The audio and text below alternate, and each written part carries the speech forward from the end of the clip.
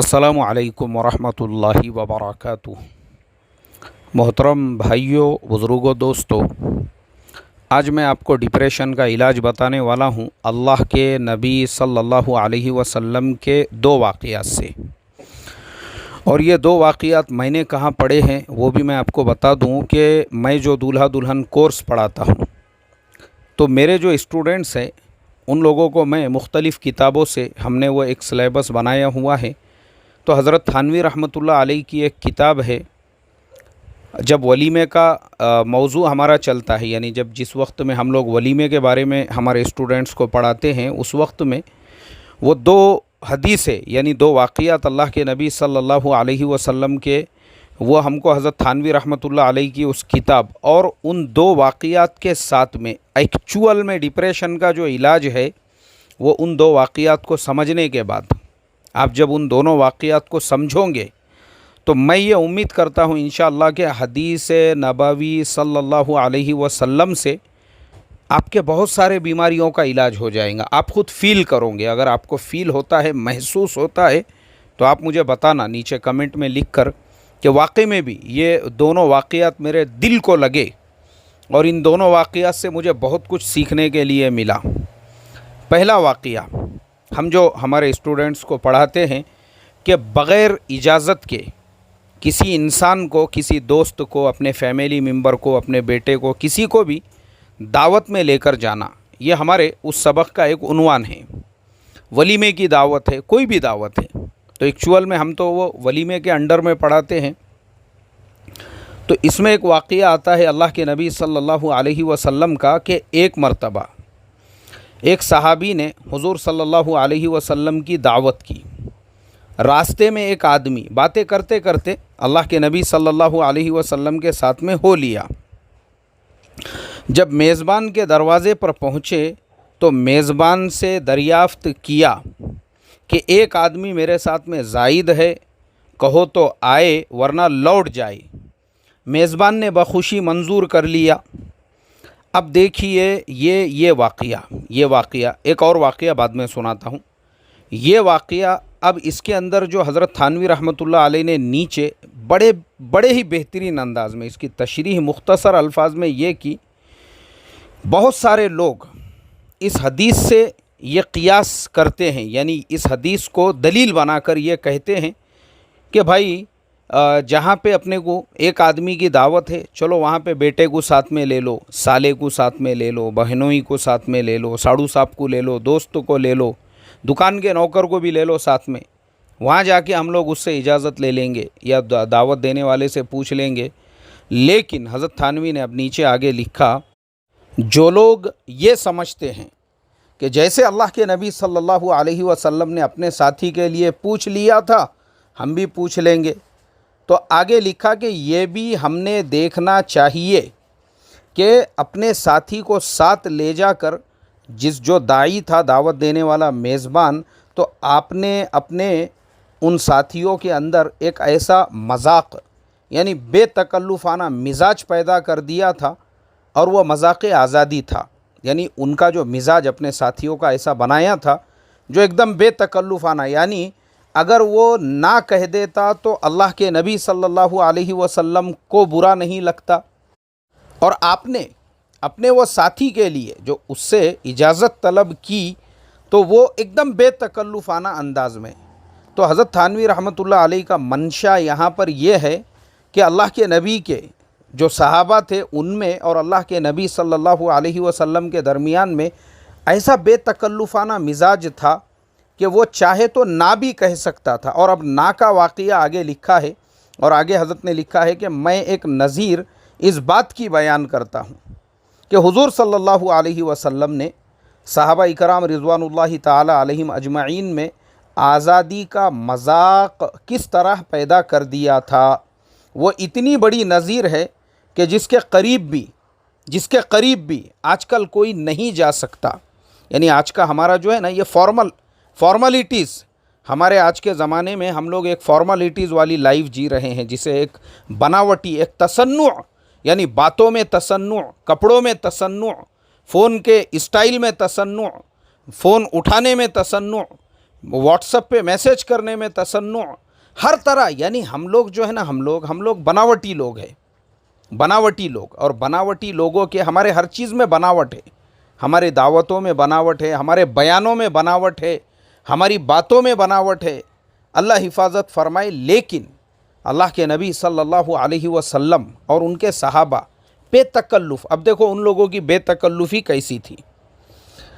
मुस्लिम शरीफ में एक फ़ारसी शोरबा यानी सालन निहायत अच्छा पकाता था। मतलब ये है, एक ईरानी था, ईरानी, और वह बहुत अच्छा सालन पकाता था। एक दिन अल्लाह के नबी सल्लल्लाहु अलैहि वसल्लम की खिदमत में हाज़िर हुआ और हाज़िर होकर उसने अर्ज़ किया कि आज मैंने बहुत अच्छा शोरबा पकाया है, आप नोश फरमा लीजिए। अल्लाह के नबी सल्लल्लाहु अलैहि वसल्लम ने फरमाया, इस शर्त के साथ कि हज़रत आयशा सिद्दीक़ा भी मेरे साथ शरीक होंगी।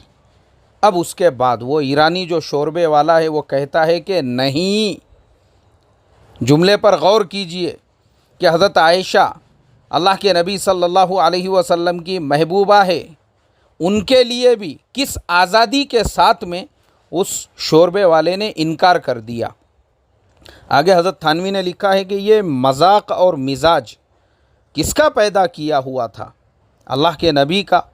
इसी मजाक के भरोसे पर अल्लाह के नबी सल्लल्लाहु अलैहि वसल्लम ने अपने मेज़बान से अपने साथी के लिए पूछा था और हुज़ूर सल्लल्लाहु अलैहि वसल्लम को पूरा इत्मीनान था कि अगर जी चाहेगा तो मंजूर कर लेगा, वरना इनकार कर देगा। और आगे हज़रत ने लिखा, आजकल ये बात कहाँ।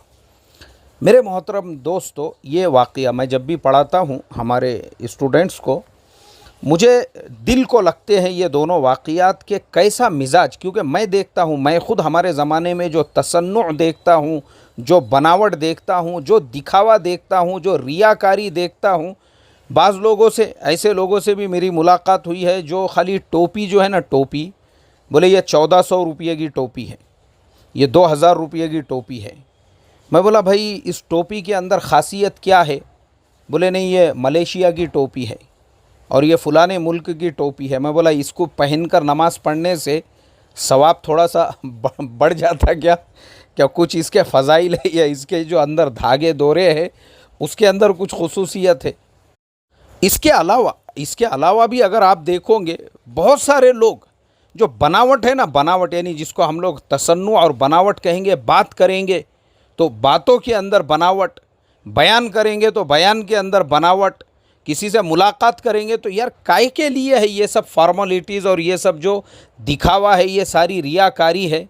ये जो है ना, ये हमारे ज़माने में जो लोग डिप्रेशन के बीमारी का शिकार है, मैंने जो शुरू में कहा था मैं आपको डिप्रेशन का इलाज बताऊंगा, और डिप्रेशन का ये इलाज है ये सादगी।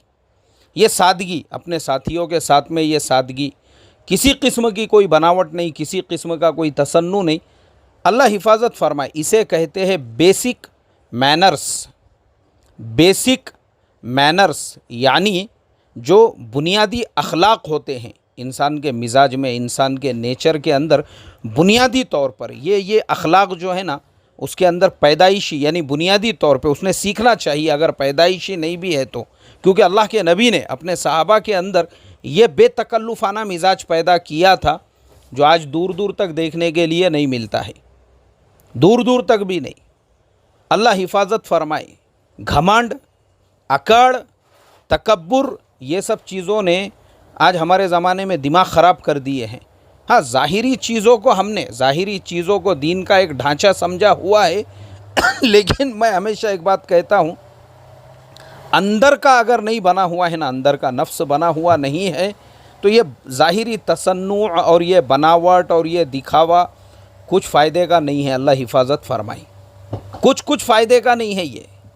तो ये दोनों हदीसें हम लोगों को ये सबक देती है कि देखो अल्लाह के नबी सल्लल्लाहु अलैहि वसल्लम की जो लाइफ थी, आपकी जो ज़िंदगी थी, आप जो इतने सेहतमंद थे। पता है आपको कि जब अल्लाह के नबी सल्लल्लाहु अलैहि वसल्लम के विसाल से पहले एक सहाबी है, वो कहते हैं कि मैंने अल्लाह के नबी सल्लल्लाहु अलैहि वसल्लम की दाढ़ी मुबारक में बाल गिना, बाल शुमार किया मैंने कि कितने बाल आपके सफ़ेद हुए हैं।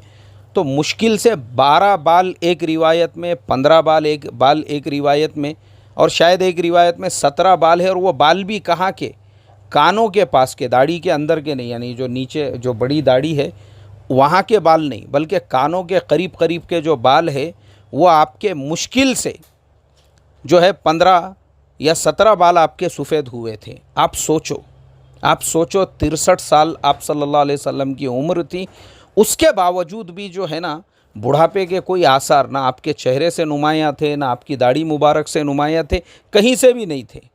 क्या रीज़न था? इसका रीज़न ये है कि अल्लाह के नबी सल्लल्लाहु अलैहि वसल्लम और आपके जो सहाबा है, आपने एक ऐसा इन्वायरमेंट क्रिएट किया था कि भाई फ्री ऑफ माइंड आप लोग जियो।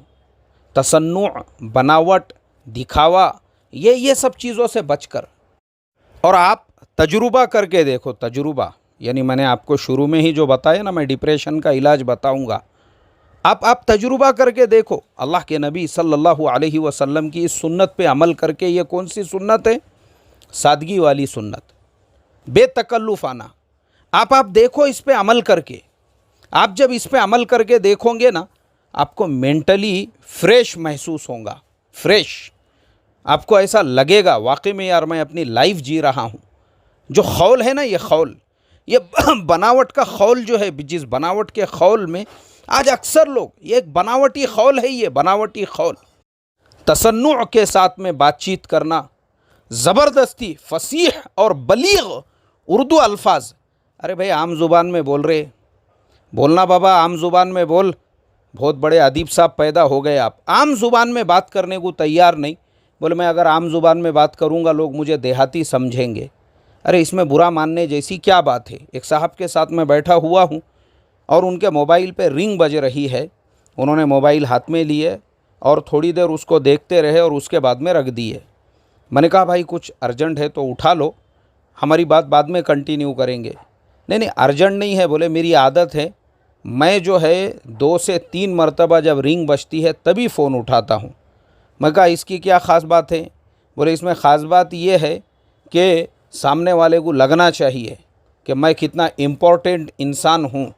हालांकि वो बैठा हुआ है खुजाते हुए काउंटर के ऊपर, कचरा गिराते हुए नीचे, आजू बाजू में पूरी मक्खियाँ भिन भिन कर रही है, गली में से रास्ते से कुत्ते और सूअरों का ऐसे झुंड क्या झुंड गुजर रहे हैं, लेकिन उसके बावजूद दुनिया को ये मैसेज देना है कि मैं कितना इम्पोर्टेंट हूँ। यानी इसे कहते हैं तसन्नु, इसे कहते हैं बनावट। अल्लाह इससे हमारी हिफाजत फरमाए। तो इसलिए मोहतरम दोस्तों, ये ऐसी हदीसें वग़ैरह जब गुज़रती है ना, तो सीखने को मिलता है कि हमारे नबी सल्लल्लाहु अलैहि वसल्लम उम्मत को बेसिक मैनर्स सीखो। ये सीखने की चीज़ है, बेसिक मैनर्स। हैरत होती है मुझे, मैं देखता हूँ बहुत सारे लोग व्हाट्सएप के ऊपर मुझे भी कभी कुछ मैसेज भेजना है, कुछ लिंक भेजना है, उसके मैनर्स क्या है उनको ये तक पता नहीं है। उनके साथ ऐसे आधा किलोमीटर के अलकाब लगे हुए हैं और उनके यानी ये बेसिक मैनर्स उनके अंदर नहीं है। एक आदमी को आप मैसेज कर रहे हो, उससे पहले आप एक मज़मून लिखो, आप कौन है, कहाँ से है, क्या है, और फिर नीचे वो लिंक भेजो या जो आपका जो सवाल है या कोई चीज़ है। इसे कहते हैं एक एजुकेटेड इंसान की ये पहचान होती है। ये नहीं है कि कपड़े तो खूब इस तरीके चकाचक पहने हुए है, टोपी भी मलेशिया की है 1400-1500 की, और ये तक मैनर्स आप में नहीं है कि व्हाट्सएप पे किसी को मैसेज कैसे किया जाता है।